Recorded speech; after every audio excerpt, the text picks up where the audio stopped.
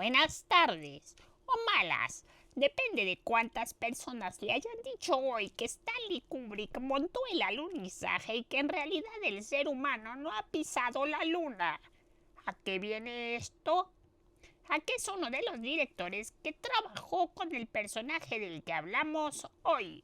En días recientes, el actor Tom Cruise fue acreedor a un Oscar honorífico por sus 45 años de carrera, que se dicen fácil, pero de ahí a lograr ya siquiera entrar a la industria del cine es otra cosa. Pero el día de hoy no me quiero quejar del escaso acceso a ese mundo. Los impedimentos que por mucho que Del Toro diga que ya el cine se hace con lo que sea, no nos dejan acceder a esos espacios, ni tampoco de las creencias de la cienciología que tiene el actor de Misión Imposible y que no son de nuestra incumbencia. No, el día de hoy quiero hablar un poco de esos personajes que, como Cruz, a quien al ver en el estrado el otro día me hizo pensar que sí le daría la mano e iría al cine con él porque ha envejecido como los buenos vinos. De esos personajes que uno conoce por películas de esas que llamamos palomeras y que se quedan en nuestra cabeza como el tipo que salta del helicóptero sin doble de acción o que identificamos con una tonadilla pegajosa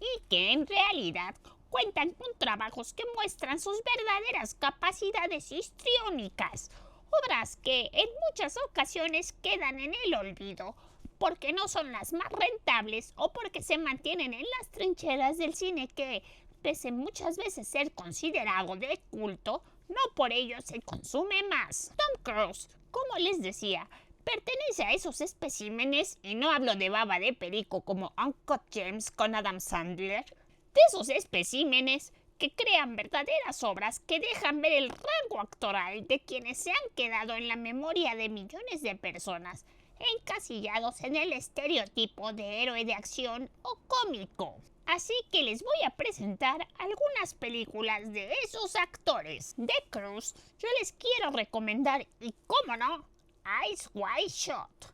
Ojos bien cerrados le pusieron por acá, en donde, como todas las películas del buen Kubrick, se genera una pregunta fundamental. ¿Qué es o cómo se construye la naturaleza humana? En este filme, que seguro muchos han visto, interpreta a Bill Harford, un personaje que ejemplifica audiovisualmente aquel viejo dicho de la curiosidad mató al gato. Porque hay muchas formas en las que uno puede morir en el transcurso de su vida, y una de ellas es la muerte moral.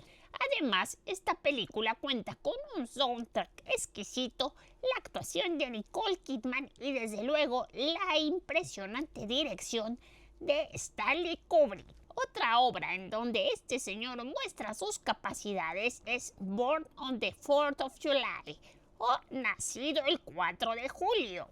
Esta película, basada en la obra homónima de Ron Kovic y dirigida por Oliver Stone, que no nos vamos a meter en su vida personal para no entrar en detalles oscuros, que si bien se manifiesta contra la guerra de Vietnam, cuenta, como muchas otras películas de guerra, con escenas de asociación nostálgica que nos hacen creer en la belleza del campo de batalla que, desde luego, no existe, pero presenta las vicisitudes que, créanlo o no, denunciaba el propio John Rambo en la película First Blood con Sylvester Stallone. Claro que la película de Stone recibió mucho más reconocimiento en ese aspecto que la película de Ted Kotcheff. Ya hablaremos de ello en su momento. Además, dejó ver las cualidades de Cruz al pasar de ser un nacionalista extremo parte del ejército a un ebrio marginado y paria social, para terminar convirtiéndose en un activista en favor de aquellos que se vieron obligados a pelear en una guerra que, como todas, no generó más que pérdidas y sufrimiento.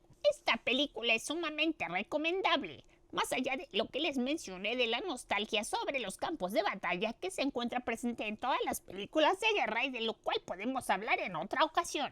En Nacido el 4 de julio, Tom Cruise muestra una faceta impresionante en donde deja ver distintas facetas de la personalidad humana. Y para agregar una más, que quizá haga que me miren con suspicacia, pero que mi honor gatuno me obliga a traer a colación, debo añadir, sí, créanlo, ¿no?, entrevista con el vampiro. Sí, señoras y señores. Esa que está basada en el bestseller de Anne Rice, con vampiros de sexualidad abierta y escenas eróticas de sangre y seducción.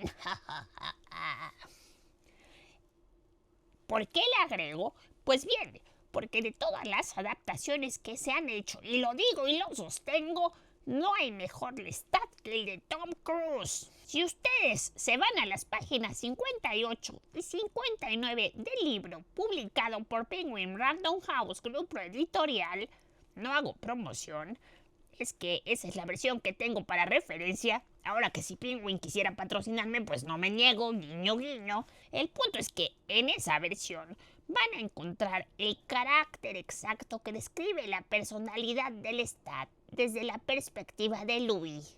Y si después de leer ese pasaje van al minuto 36 de la película, podrán ver de manera magistral cómo se vierte esa misma esencia en la actuación de Tom Cruise.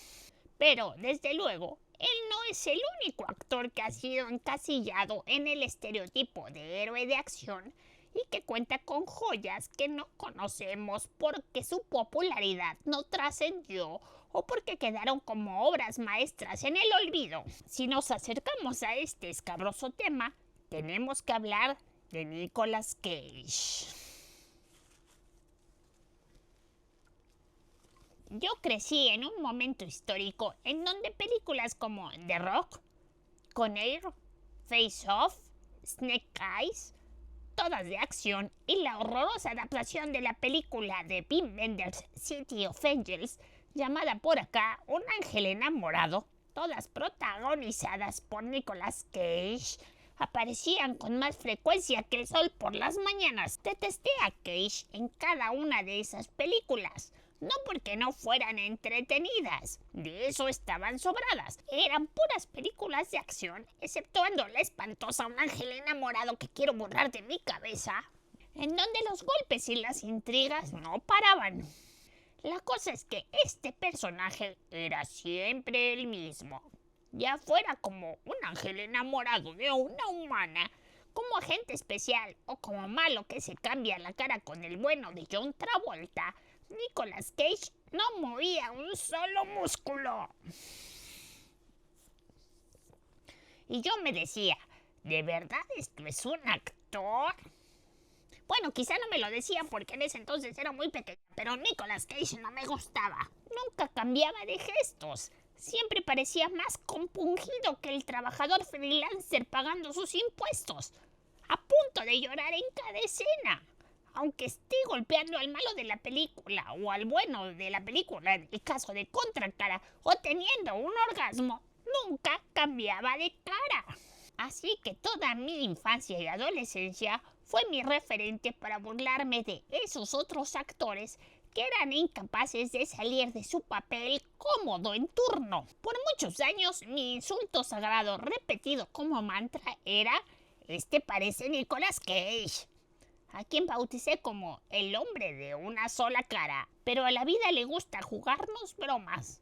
Un día uno crece y expande sus horizontes fílmicos a algo más que el cine permanencia voluntaria de los canales de TV abierta. Y el dios del cine te patea el estómago para callarte la boca. Fue lo que me ocurrió cuando vi por primera vez Wild at Heart o Salvaje del Corazón, una peliculota de David Lynch, en donde un Cage de apenas 26 años hacía el papel de Sailor, un joven inmerso en una relación al estilo Romeo y Julieta, en donde todos los impedimentos parecen ser los propios protagonistas y sus conflictos más allá del exterior que se cierne sobre ellos. Cuando vi esa película pensé que hasta guapo era.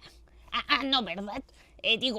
Bueno, sí lo pensé, pero creí que quizá en su juventud había sido un gran actor y tanto trabajo le había robado las gesticulaciones. Pero no, resulta que por esa misma época que saltaba de helicópteros, hizo otra película que no tuvo tanta repercusión como Contracara.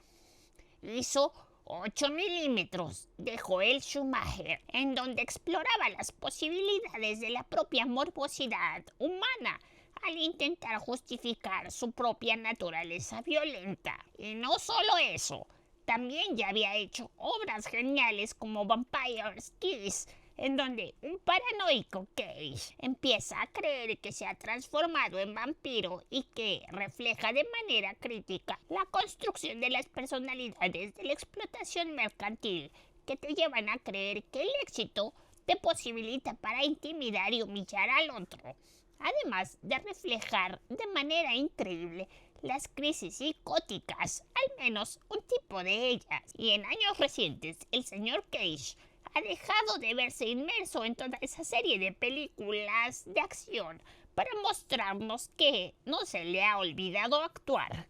Este hombre, que yo creía de un solo gesto, interpretó con genialidad filmes como Longlegs, película con muchas referencias a la trama del Silencio de los Corderos en su formación de personajes, o El peso insoportable del talento descomunal de Tom Gorbica, en donde comparte pantalla con Pedro Pascal, ese actor muy simpático y multifacético que ahora sale hasta en los seriales. Literal, porque después de The Mandalorian lo sacan hasta en los seriales. Cage no es el único.